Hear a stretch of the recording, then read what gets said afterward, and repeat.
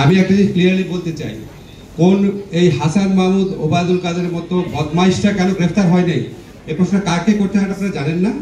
এই প্রশ্ন করবেন স্বরাষ্ট্রমন্ত্রীকে, যার আন্ডারে পুলিশ গোয়েন্দা। আমার আন্ডারে কি পুলিশ গোয়েন্দা? এখন আপনি যদি বলেন সরকারের একজন হিসাবে ঠিক আছে, এটা আমাদের কালেকটিভ ব্যর্থতা। আপনাদের মানে কারো কারো ক্ষেত্রে সমস্যা হয় কি, আপনারা এক্স্যাক্টলি কোন লোকটাকে প্রশ্ন করতে হবে জানেন না, কবা করেন না। যেহেতু আমাকে চিনেন, মনে করেন ওনাকে প্রশ্ন করলে একটু পত্রিকা ভালো মতো অ্যাডভার্টাইজ ওনাকে করি। তা আমাকে যখন প্রশ্ন করেন, ধরেন একটা ব্যাপারে আমি আর স্বপন ভাই দুজন আছি, ধরেন স্বপন ভাই দায়ী লোকটার ব্যর্থতার জন্য। তা আপনি যখন আমাকে দায়ী করেন, স্বপন ভাই তো ভাবে আরে আমার দিকে ধরতেছে না, ভালোই আছে আমি। তা আপনার অ্যাকাউন্টেবিলিটির প্রথম শর্ত হচ্ছে যার কাজ তাকে প্রশ্নবিদ্ধ করা। প্লিজ সেই কাজটা করেন, তাহলে আমাদের সবার কাজের মান বাড়বে, আমাদের অ্যাকাউন্টেবিলিটিটা বাড়বে, ঠিক আছে? আর গায়েবী মামলা ব্যাপারে প্রশ্ন করেছেন যে গায়েবী মামলা উইথড্র করার জন্য পিপি অফিস লাগে। চার্জশিটের আগে মামলা উইথড্রয়ের ব্যাপারটা হচ্ছে স্বরাষ্ট্র মন্ত্রণালয়ের ব্যাপার।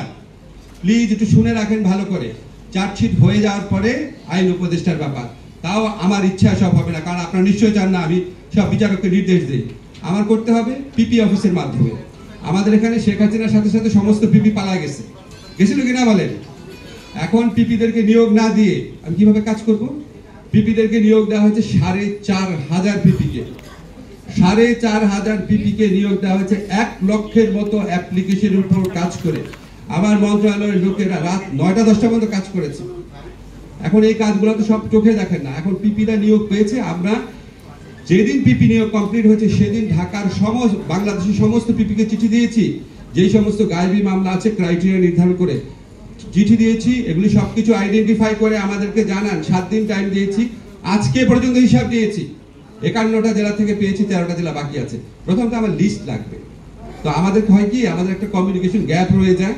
আর আপনাদের কাছে সবার কাছে আমার বিনীত অনুরোধ, ঠিক আছে? ধরেন বেগুনের দাম বাড়লো কেন, এটা যদি আমাকে জিজ্ঞেস করেন তাহলে বেগুনের দাম বাড়ানোর দায়িত্ব যে মন্ত্রণালয়ের, উনি ভাবে আরে আমাদের তুমি জিজ্ঞেসই করে না। আমার কাজে আমাকে জিজ্ঞেস করে শেষ করে ফেলেন, অসুবিধা নাই।